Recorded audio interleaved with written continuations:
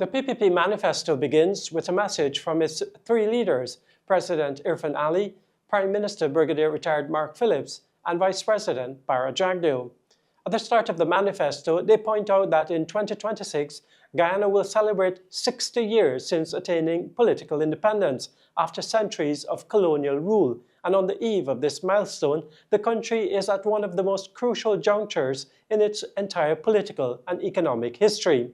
They said the PPP is a party with tested and proven leadership, and leadership that will realize the prosperity Guyanese have long anticipated and awaited as a country and as a people. The next 5 years, the PPP leaders say, is one that will see them delivering a modern, prosperous and inclusive Guyana, one in which the stated aim of translating national prosperity into community, household and individual prosperity will be realized. On disposable income, the party says there will be no new taxes. The Because We Care cash grant will double to $100,000 per child, plus a new $100,000 transportation grant. Old age pensions and public assistance will continue to climb. Fuel and utility subsidies will remain in place.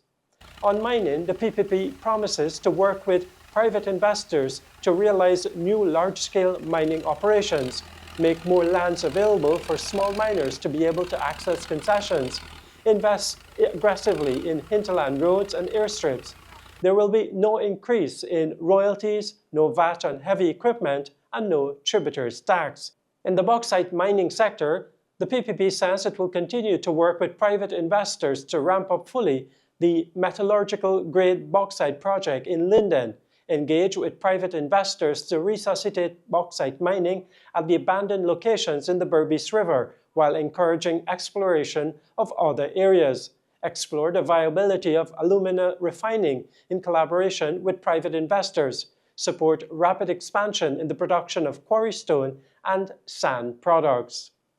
Over the next 5 years, the PPP wants Guyana to become the industrial capital of the Caribbean. It says it will complete the industrial estate at Wales to host a vast complex of industrial and manufacturing enterprises, including the manufacture of enough cooking gas to meet and exceed domestic requirements, along with ammonia and urea for use as fertilizer, and establish a hub to use the electricity for other manufacturing. Construct a second such industrial estate in Region 6, where private capital could be mobilized for such activities as oil refining, alumina refining, fertilizer manufacturing, and a new petrochemical industry. Work with the private sector to achieve full occupancy at existing and soon-to-be completed industrial estates at Belvedere, Lethem, Onderneming, and York, and construct additional estates to meet growing demand. Establish a small business development complex in Georgetown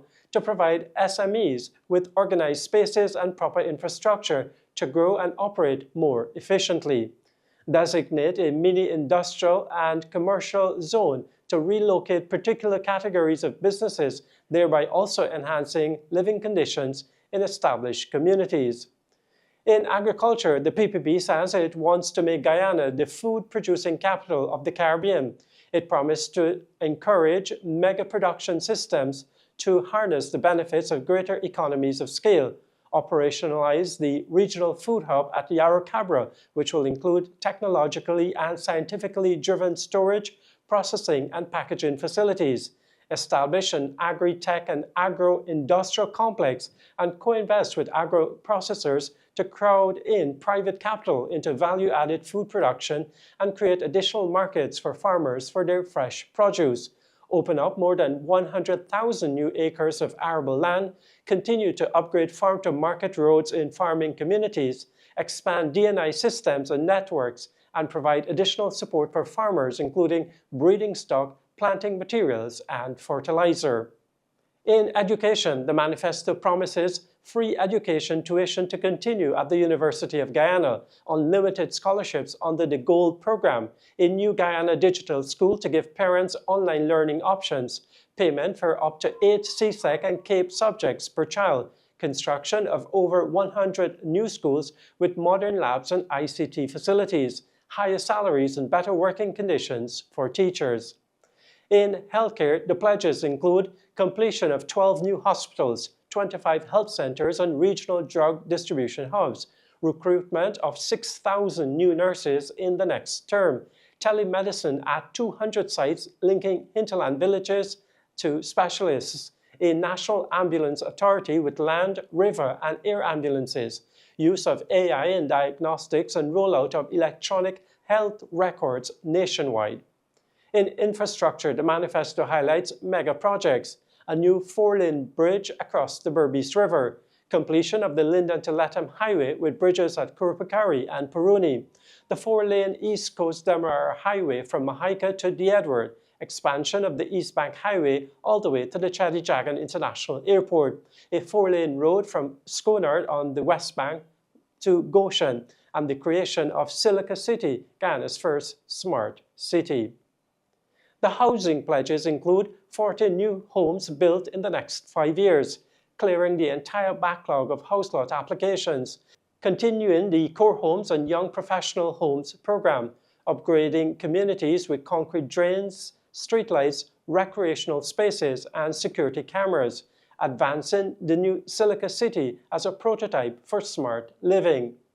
The oil and gas agenda promises completion of the 300-megawatt gas-to-energy project at Wales, slashing electricity costs by 50%, building a second 300-megawatt gas-to-energy plant at Wales, and a new national fuel depot to enable export of cooking gas to the Caribbean, expansion of local